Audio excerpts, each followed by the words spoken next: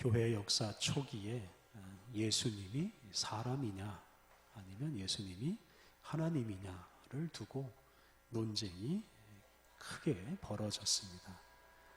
이 논쟁은 거의 300~400년 동안 계속되어서 고대교회 시대까지 계속되었는데요. 451년에 열린 칼케돈 공의회에서 예수님은 참 하나님이시요 참 사람이시다라는 내용이 담긴 신조를 발표했습니다. 이로써 예수님의 신성과 예수님의 인성에 관한 논쟁이 마무리되었다고 할 수 있습니다. 그래서 이후로는 예수님을 단지 사람이라고 주장하거나 또는 예수님이 단지 하나님이라고 주장하는 사람은 이단으로 정죄를 받았습니다. 예수님은 참 하나님이요 예수님은 참 사람이시다. 이것이 우리가 분명하게 고백해야 할 우리 믿음의 내용입니다. 오늘은 그 중에서 예수님은 참 사람이시다라는 이 고백을 더 깊이 묵상하려고 합니다. 교회 시작 초기부터 예수님은 사람이 아니다라고 주장하는 사람들이 많았습니다. 그 당시는 헬라 문화가 크게 번성했는데요. 헬라 철학은 이 물질 세계 또는 이 육체를 아주 부정적으로 생각했습니다. 흔히 헬라 철학은 이분법 또는 이원론적인 사고가 아주 강했는데요.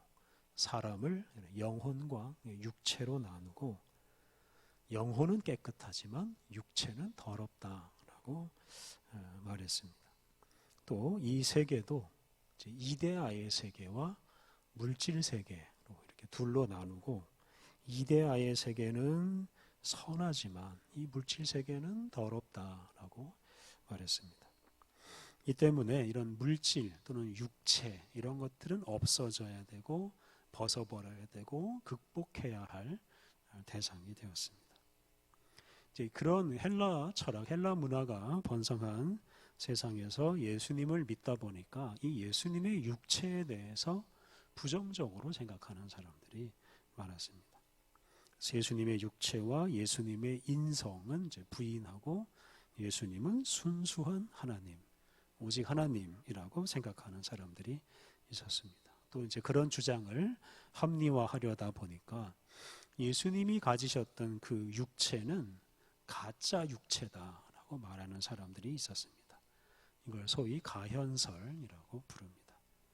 예수님이 입으신 육체는 환상에 불과하고 실체는 아니다라고 말했습니다. 특히 당시 영지주의자들이 이제 그런 주장을 강하게 했습니다. 그런데 이렇게 물질 세계와 육체를 부정적으로 여기는 주장에 따르면 이제 많은 문제가 생깁니다. 첫째는 우리는 하나님께서 이 천지 만물을 창조하셨다고 믿습니다. 근데 하나님은 영적인 세계뿐만 아니라 물질 세계도 창조하셨습니다. 하나님께서 창조하신 이 물질 세계를 더러운 것으로 여기고 없어져야 할 것으로 여기는 것은 이런 물질 세계를 창조하신 하나님을 모독하는 것이나 다름이 없습니다. 창세기에 나오는 대로 하나님께서 이 물질 세계를 창조하시면서 당신 보시기에 좋았다라고 말씀하셨습니다. 그래서 하나님께서 창조하신 이 물질 세계, 육체를 가진 우리 사람, 동식물들 다 선하고 좋은 존재들입니다. 그래서 이 물질 세계를 우리가 더럽게 여겨서는 안 된다는 말입니다.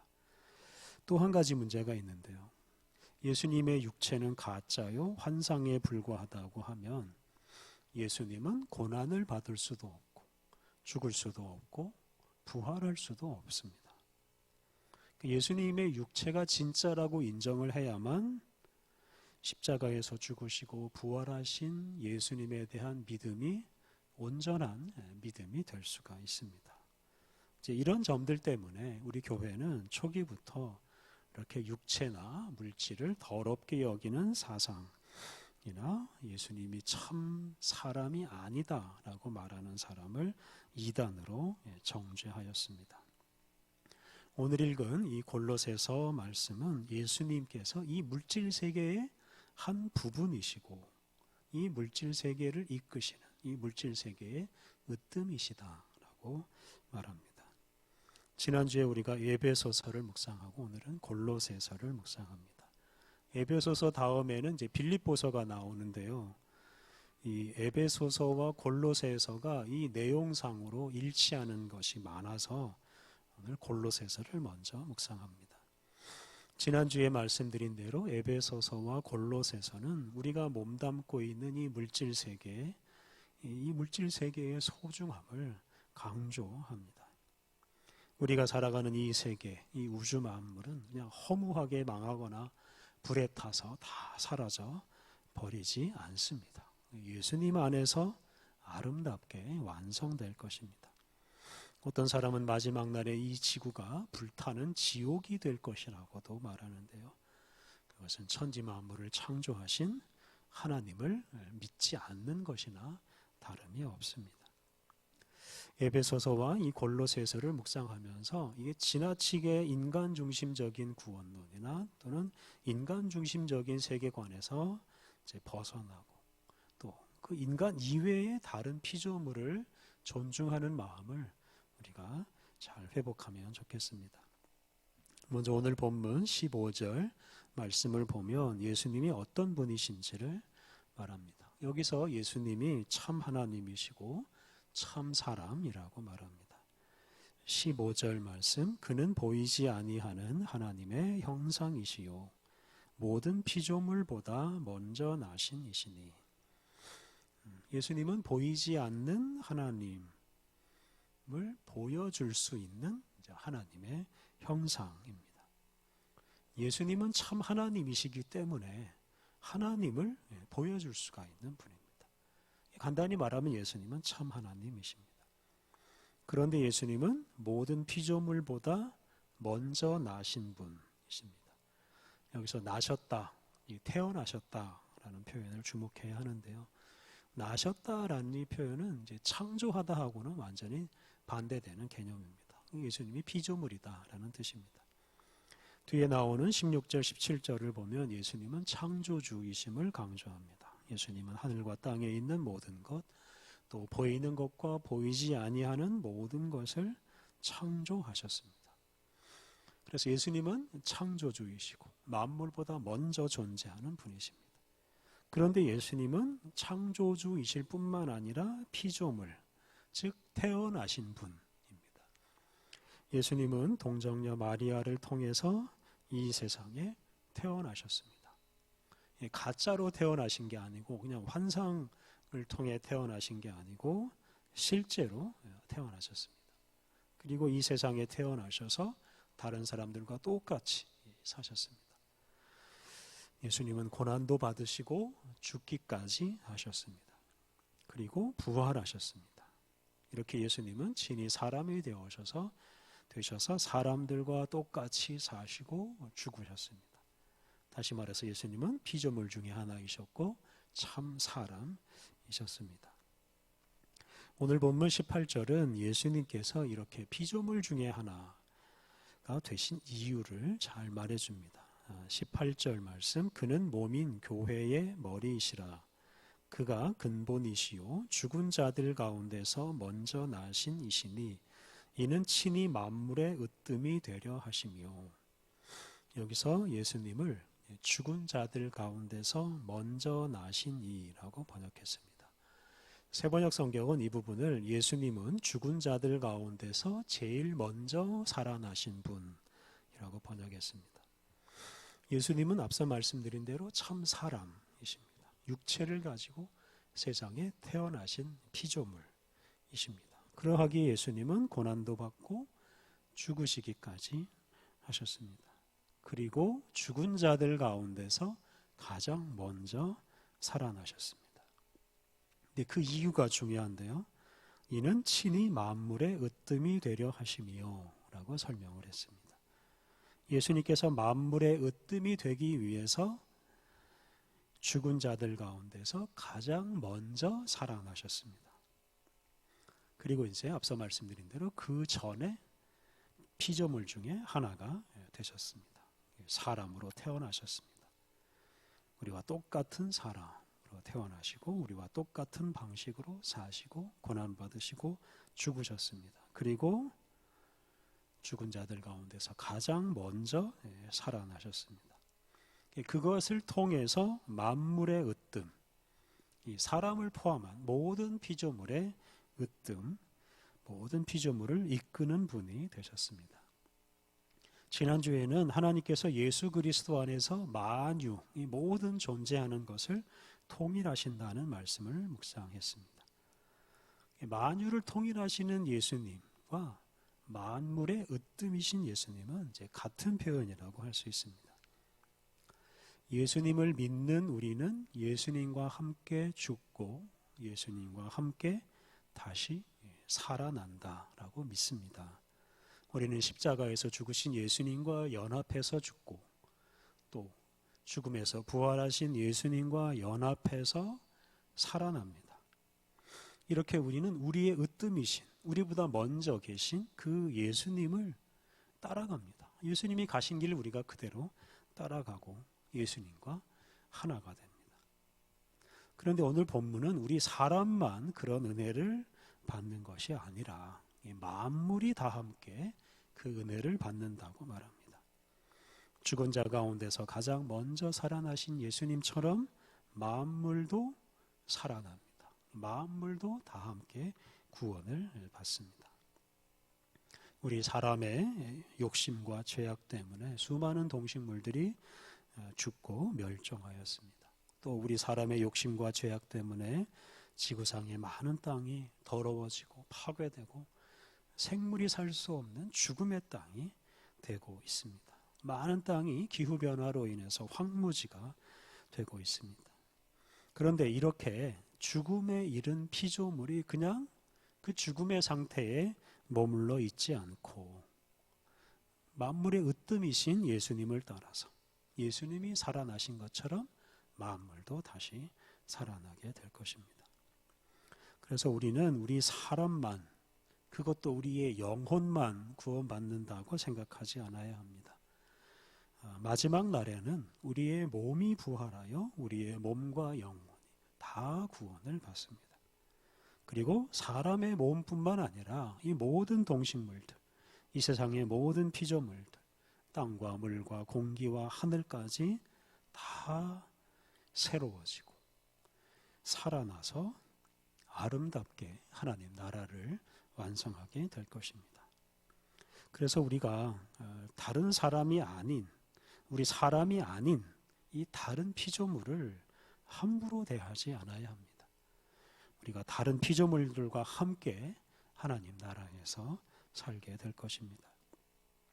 오늘 본문 19절과 20절을 보면 우리가 이것을 좀 더 분명히 알 수 있습니다. 여기서 예수님께서 우리 사람과 또한 만물을 위해서 하신 일이 나옵니다.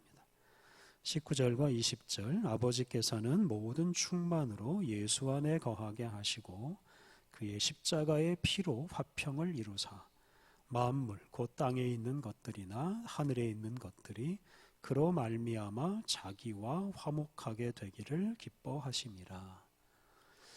세번역 성경으로 20절 읽어보면 이렇습니다. 그분의 십자가의 피로 평화를 이루셔서 그분으로 말미암아 만물을 곧 땅에 있는 것들이나 하늘에 있는 것들이나 다 자기와 기꺼이 화해시켰습니다. 우리가 지난주에 에베소서에서 이와 비슷한 말씀을 묵상했습니다.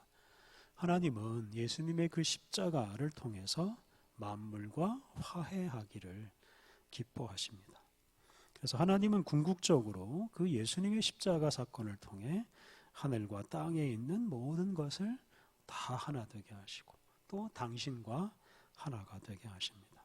그리고 이 모든 일을 위해서 바로 예수님께서 십자가에서 피를 흘리시고 그 피로 모든 사람과 또 이 만물을 하나님께로 가까이 이끌어 주셨습니다.